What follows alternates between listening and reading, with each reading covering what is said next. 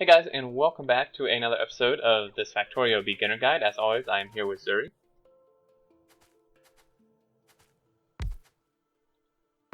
Maybe.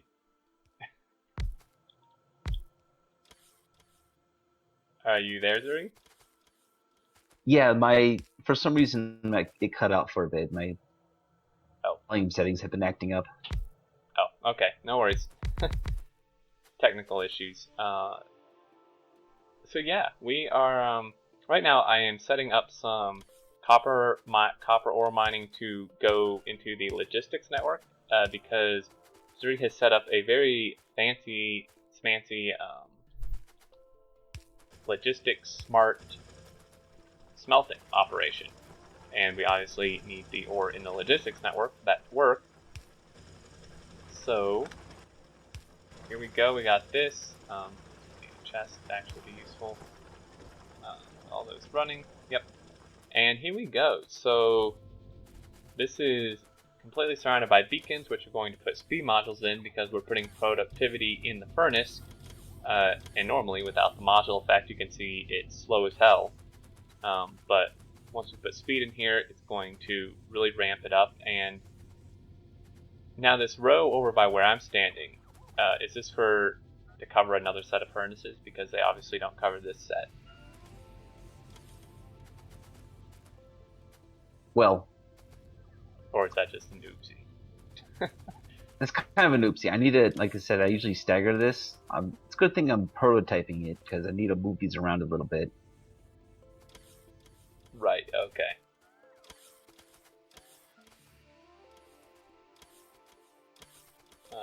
I mean, we could probably use substations if we wanted for the power. Well, that might work. Let's do that. I'll have to put them behind them. Alright, I'll move these forward since they don't quite cover it.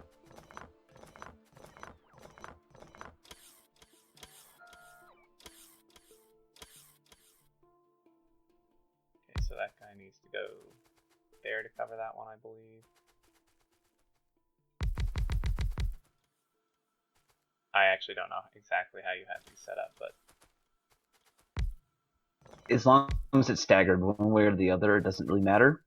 The problem I see a lot of people doing with these is they try to line up perfectly, and that actually changes it from 8 beacons per smelter to 6. So you lose like a quarter of the effectiveness. Okay, yeah, because beacons, their effect will overlap, so that's why it's better to stagger them, because then you get like multiple effectiveness here, as you can see. And actually, yes, substations fit very nicely. I'll connect this up over here.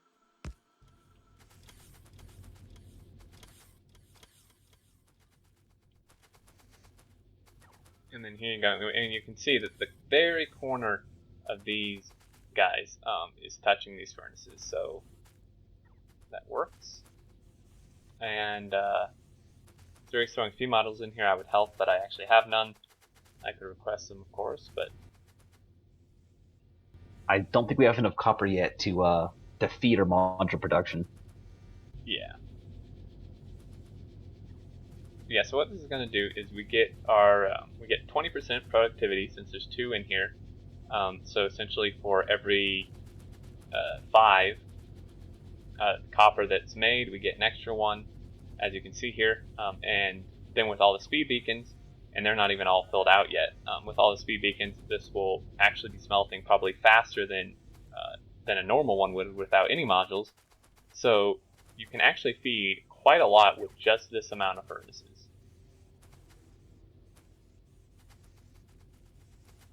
And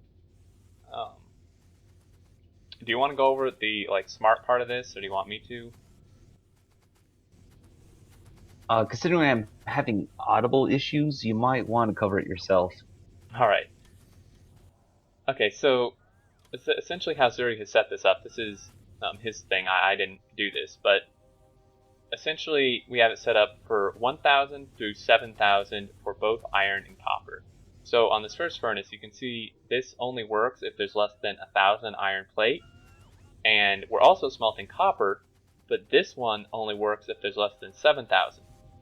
And so essentially we're going in reverse order. So this next one is going to be less than 2,000 iron and less than 6,000 copper, 3,000 iron, 4,000 copper, or 5,000, sorry, and then 4 and 4, and then 5 and 3, and 6 and 2, and then 7,001. So essentially, each furnace is kind of dedicated to a certain thousand, if that makes sense. So if we had 3,500 copper plate in the network, only this 4,001 would work, right? Because it's less than 4,000, but it's not less than 3,000. So this is a very cool, smart setup we have here that Madzuri's done, and it does work since they're like staggered out and stuff like this to smelt both types of ore on each furnace.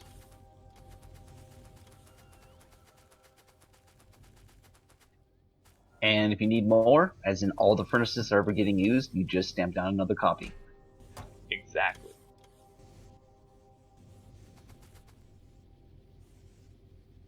It would help if I had the right copy, though.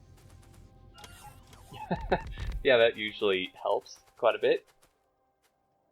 And so this does several things. First of all, it is maybe more compact with the beacon than normal smelting with the beacons. I'm not entirely sure on the exact compactness, but also, believe it or not, and we have touched on this, robots are more CPU efficient than like performance. They're not as performance heavy as belts, right? So having like 10 of these is going to be less performance heavy on your computer in game than having 10 of the smelters that we have up here with all the belts and like all the inserters, because the other one obviously uses well, actually it may not use more inserters, but definitely belts.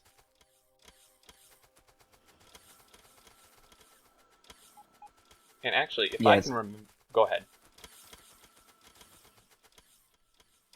Yeah, it's since it's bot based, it uses about half the inserters, since you don't need inserters placing onto and lifting up from the belts.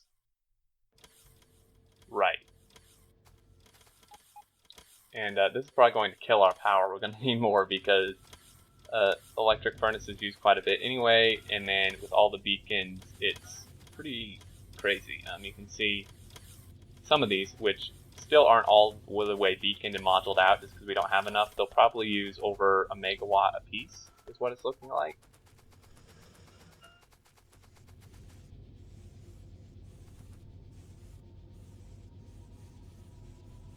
Yeah, you can see this one here that's fully beaconed out is using like 1.2 megawatts, and some of them are actually using a little more here. So, and this one actually isn't even fully beaconed. So yeah, about 1.5 megawatts a piece. We're gonna need more power. This does take a lot, so make sure your power is up to par for that. In fact, I'm gonna go stamp down another solar doohickey. The one I'm standing by has a crafting speed of 9.4. Damn. Because normally it's 2, so we've like essentially quadrupled it, a little more actually. Yeah, it's about 5 times as effective, since it's, you know, almost 10 times, but it's multiplied by 1.2 because productivity bonus. Right, yeah, I didn't take that. So this is way more space efficient than pretty much any other method. Oh yeah. Now, one interesting thing is, I wonder how this compares pollution-wise, because obviously electric furnaces don't produce pollution themselves, but when you add in all the modules... Oh, they definitely pollute. They have a base rate of 0.9, I think. Right. So yeah, they do actually pollute themselves, my bad. But you can see this one has a pollution of 14, about 15 almost. If we go check out our normal dudes up here, these have a pollution of 3.6. So this is a lot more pollution heavy. Just something to keep in mind. It doesn't make it like bad or anything. It's just good to keep that in mind, that you will be pissing off a lot more guys. It might be a little more efficient pollution per item produced. Good point. Right, because we're getting those extra ones and doing it faster. Yes, exactly. Very good point. Yeah, there's all these little intricacies to think about, which is what makes Factorio so fun. It's definitely worth busting out spreadsheets and figuring out a better way of doing things. It can be a lot of fun. Oh yeah, Factorio is one of the only games, at least that I've played, where that is like part of the fun of the game.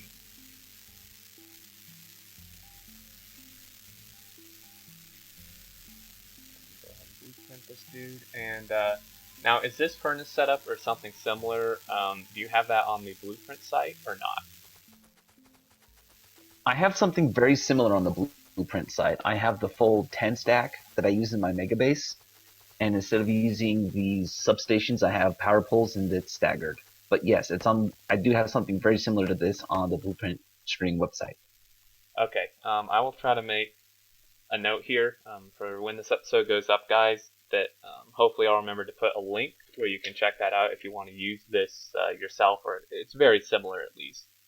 Or if you remember, you can just copy the one we have.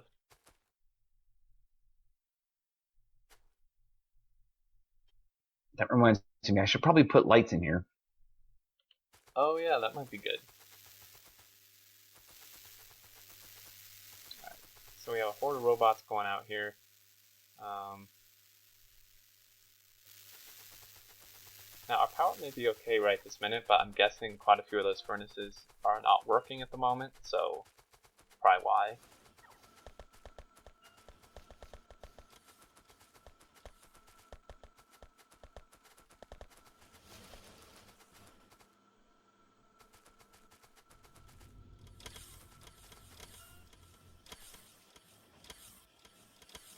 They all seem to be working to me. Every single last one of them. Oh damn, you're right. Interesting, I wonder why. Oh yeah. Now our power's not fine. Not even close.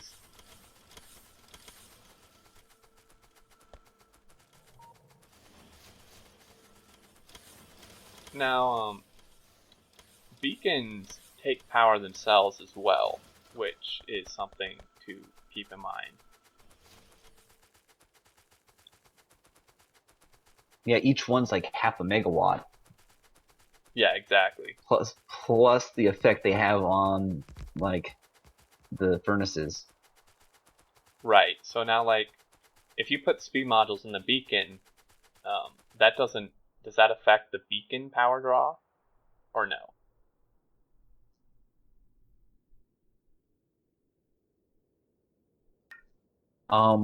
The beacon doesn't have a power drain if there's no modules, and that's actually something I've used.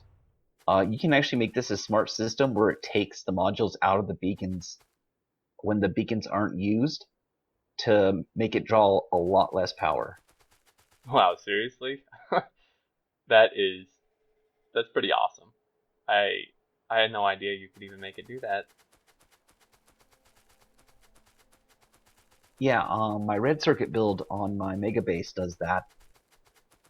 Damn. And I guess that's the reason to leave these gaps here.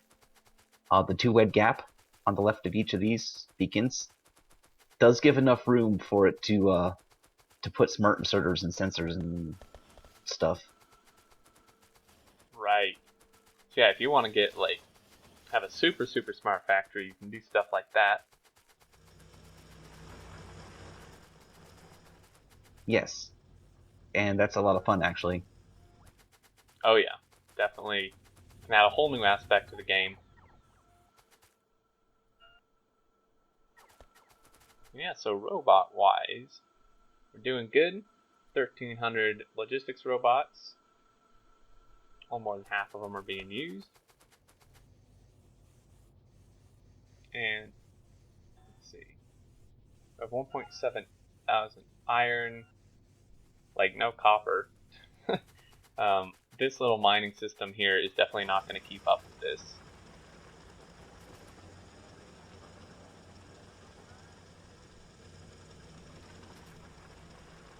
And yeah, we're just using all the copper plate that's in the network. We have like none.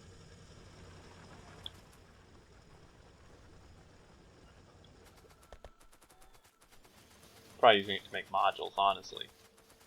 And solar panels and stuff. Yep. Oh yeah, all the module things are going. Probably all the solar panel things are going because I just added 3 more solar fields.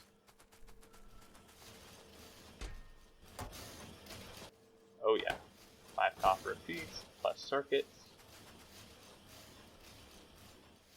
Of course, this copper is coming from the belt-based system, so that shouldn't be taking it all. It must just be the modules. Yeah, we definitely hit the mega base escalation phase now, where we start doing the feedback from the modules. Yeah. And our pollution, man, definitely has some stuff to clear out soon.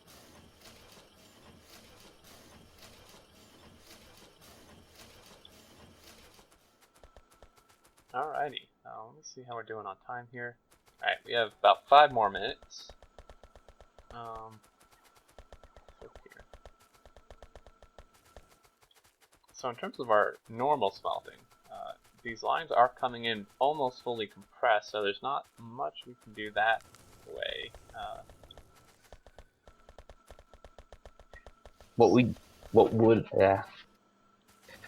We would need to build a second copper unloader and a lot more copper outposts. Yeah. Definitely. And now, if you had, like, if you were at a stage, like for the viewers, that you had, like, your only smelting was this type of logistics smelting thing we have here, then when your trains come in, you can make it really simple and just have them dump straight into logistics chests, like passive or active providers, and that would make it a lot more simpler, because all you just need is the inserters and the chests, not all the belts and splitters and all that junk. That should be the plan eventually. As soon as we get this fully moduled and expanded out a little bit more, what we're going to do is basically tear up all the plates and just replace everything with bots. Or sorry, tear up all the belts. Right. Yep. Definitely. And hopefully by that point we'll have research done, so we don't have to worry about that anymore. So you'll clear up a lot of room from the research build.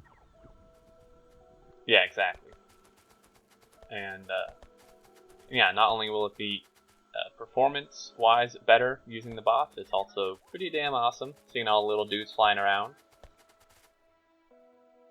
And I mean, we're actually pretty close on research. We just have some of the very highest tier stuff here, and then the rocket silo, of course, and a few miscellaneous stuff. And at this stage, don't forget to put product modules in the labs. Oh yeah, they're worth their cost. Right. We mentioned that. You can put productivity in here. It will slow it down, but it will definitely essentially get you more science for each science pack. And then if you want to go like super productivity, you can throw productivity modules in the science pack makers as well, like we've done with purple. You could do that on all these other ones.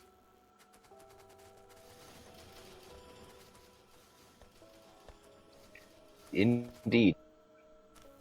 And I'm not sure if we mentioned this when we set up modules, even if we did, just to mention it again.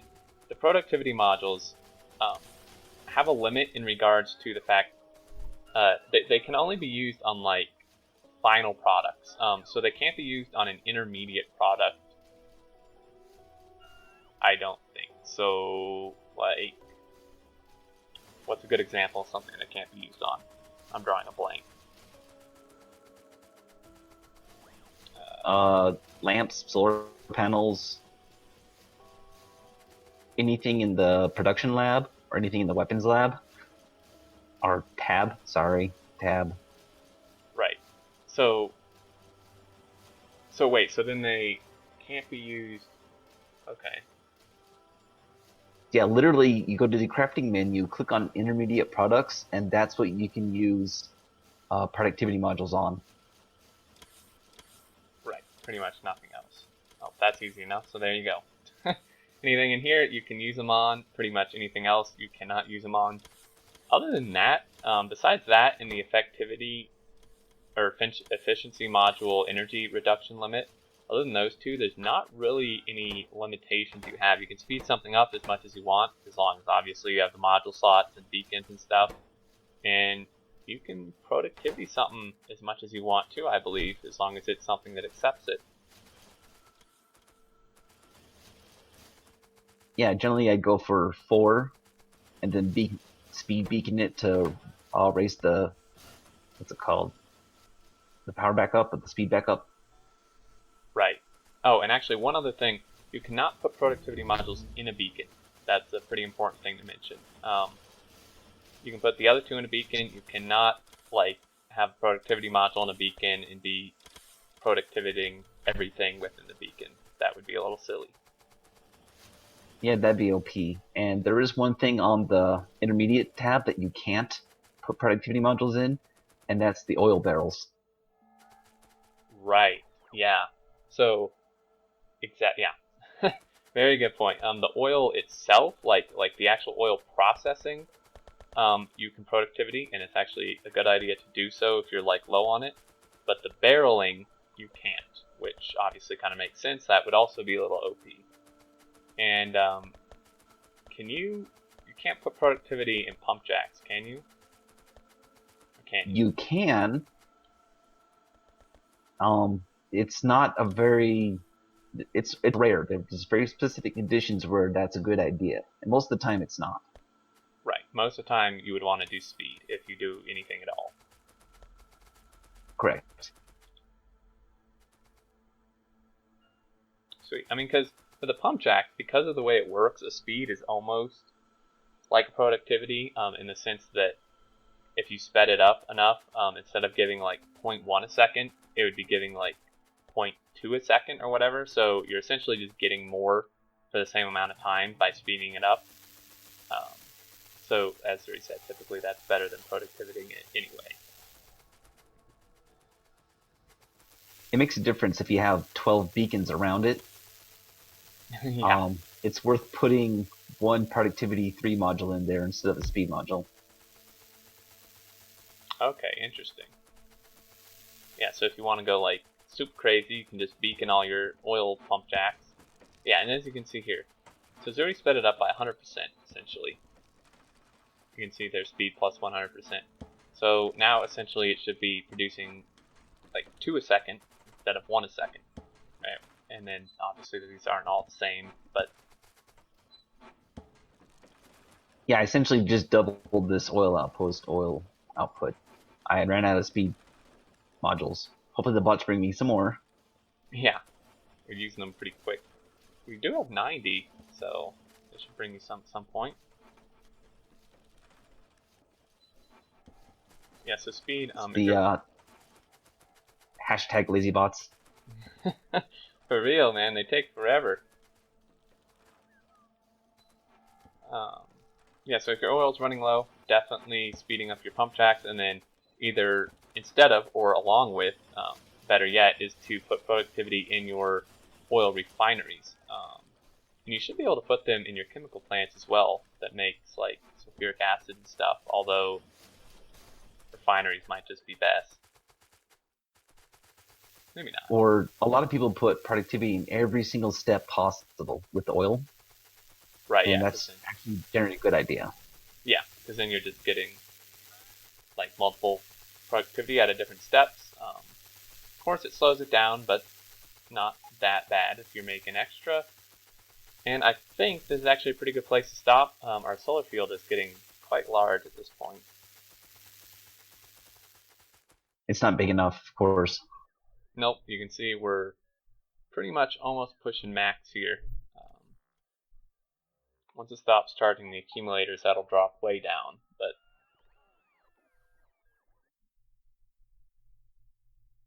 yeah, I think that's it. So as always, guys, thank you for watching. We hope you enjoyed and was helpful. If you have any questions, feedback, leave them down in the comments. But until next time, we will catch you later.